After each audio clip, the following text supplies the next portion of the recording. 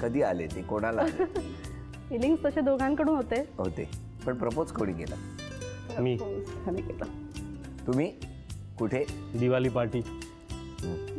Party होती आणि तेव्हा मी मंडे आई स्पोक कि मेरे को शादी करनी है आपसे, if you don't have. Problem एक ही था, मम्मी डैडी बोलेंगे वो मैं करूँगी। तो फिर मैं बोला ठीक है मम्मी डैडी को पूछने लगे। मम्मी डैडी ने बोला कि हम एक माता जी गुरु जी है, जालना में रहते हैं औरंगाबाद, उनको पूछेंगे, वो कुंडली मैच हो गया तो हाँ होएगा। तो हमारे तो लटकती तलवार, कुछ ऑप्शन नहीं था। फरवरी में जवाब आया कि yes you can get married. फिर कुंडली मैच हुआ और फिर सासू माँ आ गई मिठाई का डब्बा लेके लैब में एक दिन मेरे पास आ गई आणि मला मिठाईचा पुडा दिला पहिला। एंड फर्स्ट रिएक्शन इनका ये था कि मिठाई का डिब्बा लूँ कि उनको ना बोल दूँ। तो मैं बोला ले लो, अभी क्या करेंगे, करना ही है अभी। तो फिर बघा, तैरना है तो समुद्र में कूदना है तो तैरना तो पड़ेगा। बरं फायनली तेव्हा जेव्हा त्यांनी तुम्हाला प्रपोज केलं त्यानंतर तुम्ही किती दिवसांनी होकार दिला की लगेच दिला? तुम्ही त्यांना होकार तरी दिला होता का घरच्यांकडनं? नंतर होकार दिला होता, माझ्याकडून होकार आहे. फक्त आता एकटी मुलगी आहे म्हटल्यानंतर आईबाबांच्या काही अपेक्षा असतात, प्लस आमच्या पूर्ण फॅमिलीमध्ये म्हणजे काकांमध्ये असं इंटरकास्ट कोणी केलं? हां, इंटरकास्ट कोणी केलं नव्हतं. प्लस मी एकटी मुलगी आहे पूर्ण फॅमिलीमध्ये, म्हणजे एकच जावई पोतदार फॅमिलीमध्ये येणार होता. त्यामुळे तरी आम्ही ॲक्च्युली दोन्ही फॅमिलीने असं ठरवलं होतं की आपणच सगळं डिसाईड करायचं. अगदी मग ते सगळ्यांचे ओपिनियन्स घेत बसले की मग त्याच्यामध्ये जास्त कॉम्प्लिकेशन्स. त्यामुळे मेन घरातलीच माणसं बसून आम्ही सगळं डिसाईड केलं.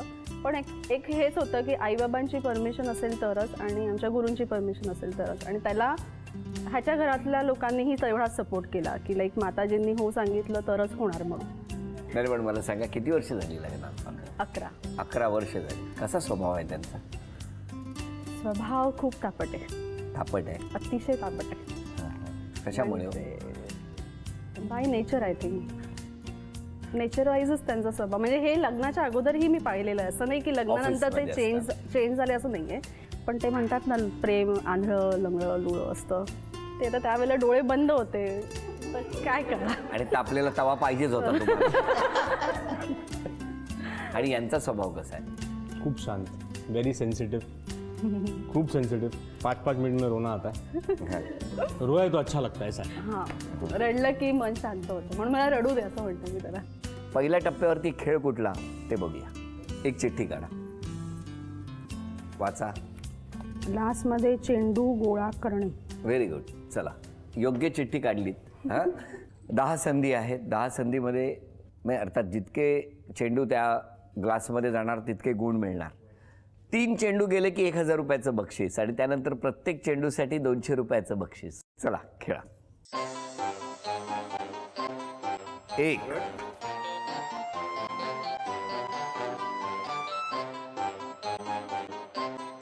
2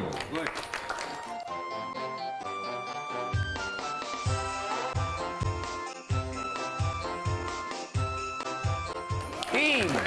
चला 1000 रुपयाचं बक्षीस मिळालं. 4 1200. 1200 रुपयाचं बक्षीस तुम्हाला मिळालं. तुम्हाला ही बातमी कळली, काय वाटलं?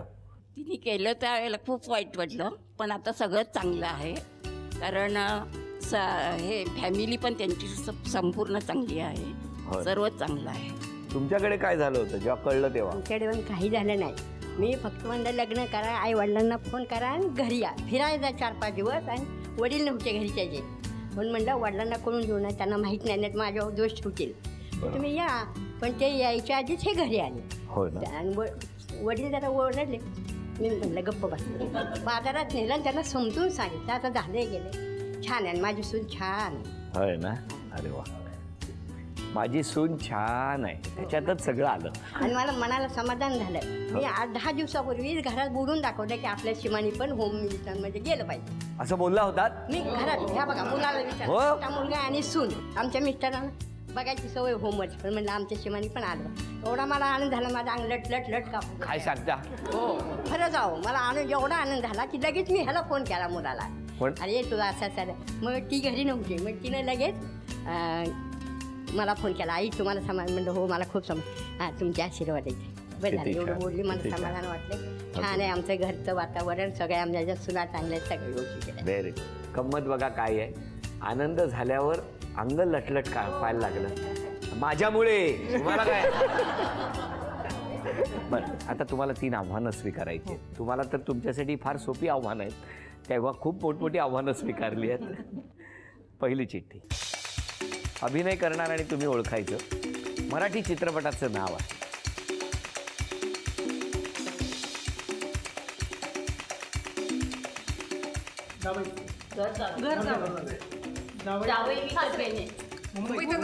अभिनंदन अभिनंदन अभिनंदन.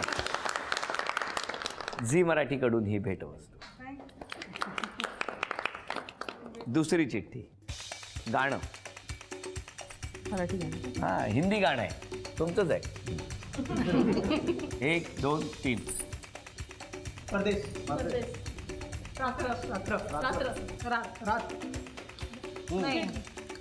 श्याम ढले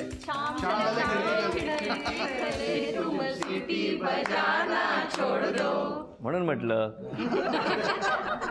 16 17 खिडकी शिट्टी. झी मराठीकडून ही भेटवस्तू. तिसरी चिठ्ठी, हिंदी मुहावरा. हा, सगळ्यांनी ओळखा.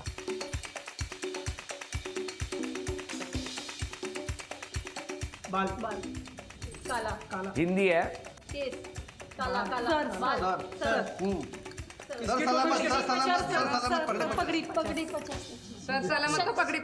हा बरोबर, हो हो हो. झी मराठीकडून ही भेटवस्तू आणि केप्रकडून ही भेटवस्तू तुम्हा दोघांचं. बर, तुमच्या 3 अपेक्षा सांगा मिस्टरांकडून. पहिली तर अपेक्षा अशी आहे की त्यांनी त्यांच्या तब्येतीची काळजी घ्यायला पाहिजे. का हो असं करता? चालू असतं वर्कशॉपमध्ये, काय ना फॅक्टरीमध्ये काय ना काय चालू असतं काम. बरोबर. दुसरी अपेक्षा, दुसरी अपेक्षा, घरात आलं फोन मोबाईल सारखं सारखं तर ते त्यांनी कमी करावं. ते करता येईल. कधी? हा, उद्यापासून. चेहऱ्याकडे बघून काही वाटत नाही, ते हसण्यातच लिहिलंय नाही म्हणून. तिसरी अपेक्षा, तिसरी अपेक्षा अशी काही नाही आहे, सगळं जे काही ते खूप छान आहे अगदी, म्हणजे काही अपेक्षा नाही. तुमच्या 3 अपेक्षा. माझ्या अपेक्षा अशा खास नाही, कारण अपेक्षेपेक्षा जास्त अपेक्षा हिने पूर्ण केल्यात. बरं, आता सॉरी म्हणायचं आज तर कुणाला म्हणणार आणि थँक्यू म्हणायचं तर कुणाला? थँक्यू बोलेन मी माझ्या मिस्टरांना, की आज म्हणजे काही बॅकग्राऊंड नसताना सुद्धा ते वरती आले आणि खूप छान मला मुलाला छान लाईफ दिलं त्यांनी. म्हणजे असं पण त्याचं निगेटिव्ह पण होऊ शकलं असतं, मी लग्न झालं आणि पण त्यांनी तो नाही विचार केला, ह्यांना दोघांना कसं चांगलं लाईफ देता येईल, म्हणून मी त्यांची खूप आभारी आहे. आणि सॉरी मी माझ्या आईवडिलांना म्हणेन, कारण त्या काही कोणी केलं नव्हतं म्हणजे असं, आणि पूर्ण विरुद्ध होतं ना, व्हेजिटेरियन नॉन व्हेजिटेरियन, पण माझं वय पण लहान होतं, त्यांच्या पण काही अपेक्षा असतील लहान वय असल्यामुळे, त्यामुळे मी सॉरी त्यांना म्हणेल. दोन्ही भावांना सॉरी म्हणेल. मी पण आभार जर म्हणायचे असतील तर मी या आमच्याच कुटुंबाच्या, दोघांच्या कुटुंबाचे मानेन. आणि दोघांनी फार सपोर्ट करून आम्हाला पण सपोर्ट केला त्यावेळेला. आणि जर सॉरी म्हणायचं असेल तर या दोन्ही कुटुंबांना म्हणेन, कारण त्यावेळेला वडील नसताना लग्न केलं होतं, स्पेशली वडिलांना. पण मग लग्नानंतर कशी साथ दिली वहिनी? ती अगदी मी स्टार्टिंगला फॅक्टरी चालू केली तेव्हापासून तीच बरोबर आहे माझ्या.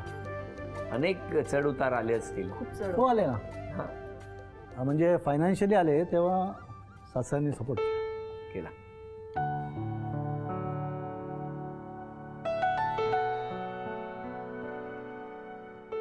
म्हणून सायकल हातात घेऊन जायचं. काय भाग्य त्या सायकलीचं. आणि नेहमी ती सायकल पंक्चर असायची, हवा काढून तो. कारण कोणी बघितलं तर असं नको वाटेल ना का सायकल हातात का घेऊन चाललाय, म्हणून हवा काढून टाकायची. पण रोज पंक्चर असायचं.